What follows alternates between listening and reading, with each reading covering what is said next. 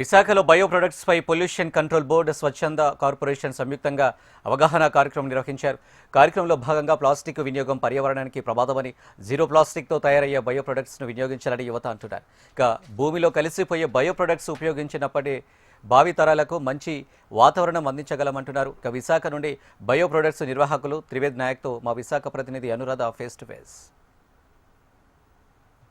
వ్యర్థాలకి ఒక అర్థం చెప్పేలాగా ప్రస్తుతం మనము ఏదైతే చెత్త సేకరణ చేసి దాని నుంచి మళ్ళీ బై ప్రోడక్ట్స్ని ఎలా తయారు చేయాలన్న దాని మీద ప్రస్తుతం రాష్ట్ర ప్రభుత్వం చాలా ఫోకస్ చేస్తున్నారు. అందులో భాగంగా ఈరోజు విశాఖపట్నంలో గ్రీన్ కంపెనీస్ సర్క్యులర్ ఎకానమీ అన్న పేరుతో ఒక ఎక్స్పో అనేది నిర్వహిస్తున్నారు. ఇందులో ముఖ్యంగా మనం ఏదైతే ఇప్పుడు ప్లాస్టిక్ అనేది ఒక పెద్ద భూతంగా సమాజాన్ని పట్టి పీడిస్తుందో అలాంటి ప్లాస్టిక్ని నిర్మూలించడం ప్రధాన లక్ష్యంగా పొల్యూషన్ కంట్రోల్ బోర్డు కూడా అన్ని కంపెనీస్కి కూడా ఇన్స్ట్రక్షన్స్ ఇస్తున్నారు. అందులో భాగంగా ఇక్కడ ప్రస్తుతం నేను ఇక్కడ రుద్ర ఎకో ట్రేడర్స్ దగ్గర ఉన్నాను.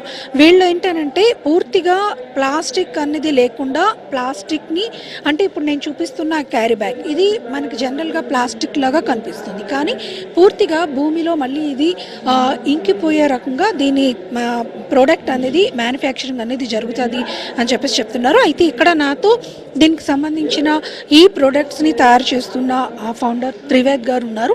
అసలు మనం ప్రస్తుతం ఉన్న సొసైటీలో ప్లాస్టిక్ని మనం నివారించడంతో పాటు ఇలాంటి వ్యర్థ పదార్థాల నుంచి మనం మంచి ప్రోడక్ట్స్ని కనుక తయారు చేసి వాటిల్ని మళ్ళీ మార్కెట్లోకి తెస్తే దాని ద్వారా ఉపాధి పొందే అవకాశం రావడంతో పాటు మనం పొల్యూషన్ని చాలా వరకు కంట్రోల్ చేసే అవకాశం కూడా వస్తుందనేది ప్రధానమైన ఉద్దేశంతో ఈ రకమైన ప్రోడక్ట్స్ అనేవి తయారవుతున్నాయి.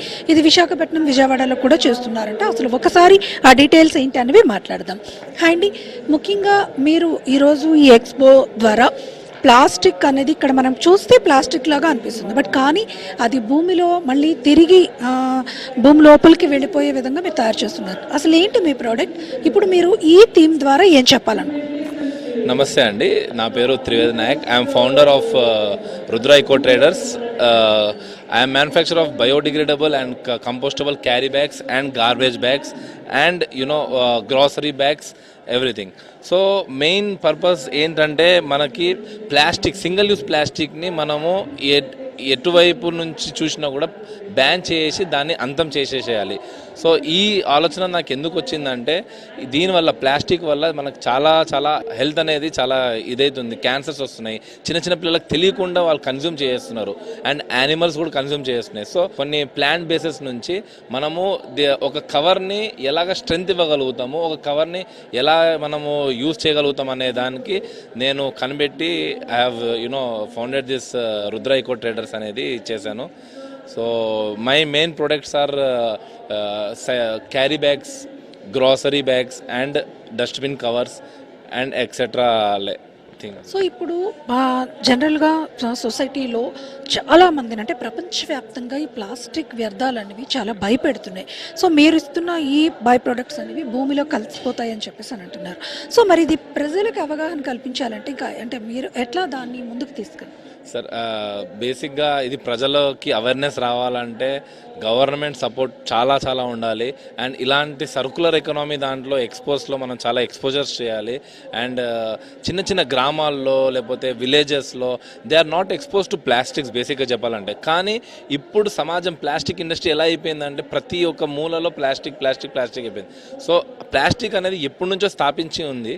బట్ నౌ మనం ఇప్పుడు ఈ జనరేషన్ ఎవరైతే ఉన్నామో we have to take this initiative. మనం చిన్న చిన్న ఎన్జిఓస్ ద్వారా లేకపోతే there are few organisations who connect people from rural place నుంచి లేకపోతే సిటీస్లో నుంచి కనెక్ట్ చేసే పీపుల్స్ ఉన్నారు, ఎన్జిఓస్ ఉన్నాయి. మనం కనెక్ట్ అయ్యి వాళ్ళని పీపుల్లో అవేర్నెస్ తేయాలి, ఈ ప్రోడక్ట్ అంటే ఏంటనేది తెలియాలి. సో దీనివల్ల అసలు హార్మ్ఫుల్ ఉందా లేదా, మన ఎన్వైరన్మెంట్కి ఎంత హార్మ్ఫుల్ ఉంది, మనం రాబోయే సంవత్సరాల్లో కొన్ని శతాబ్దుల్లో ఈ అర్త్ అనేది ఇంకెన్ని సంవత్సరాలు ఉంటుంది, ఈ కవర్స్ అనేది మనకి ఎంత అవసరము, ఎంతవరకు మనం ఇది చేయగలుగుతాం అనేది జనాల్లో అవేర్నెస్ రావాలి. అండ్ జనాలు ఇంట్రెస్ట్ ఉంటేనే ఇది చేయగలుగుతాము. ఇది ఇక్కడ మొత్తానికి ఏదైతే ప్లాస్టిక్ నుంచి మనం వ్యర్థాల నుంచి బయటికి రావాలనంటే ఖచ్చితంగా వాటిని నిర్మూలించడంతో పాటు మనం బై ప్రొడక్ట్స్గా అంటే దానికి ప్రత్యామ్నాయ ప్రోడక్ట్స్ అనేవి మనం తయారు చేసుకోవాల్సిన అవసరం ప్రస్తుత జనరేషన్లో ఖచ్చితంగా ఉంది. అలాంటప్పుడు మాత్రమే మనము భవిష్యత్తులో మంచి వాతావరణాన్ని అలాగే మనం మంచి హెల్త్ని వెల్త్ని కూడా తీసుకోగలుగుతామని చెప్పి ఒక మెసేజబుల్గా వీళ్ళైతే ఇక్కడ కొన్ని ప్రొడక్ట్స్ అయితే మాత్రం తయారు చేస్తున్నారు.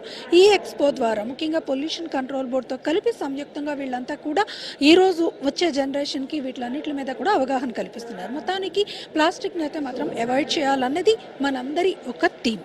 వీడియో జర్నలిస్ట్ ధనుష్తో అనురాధ, HM టీవీ, విశాఖపట్నం.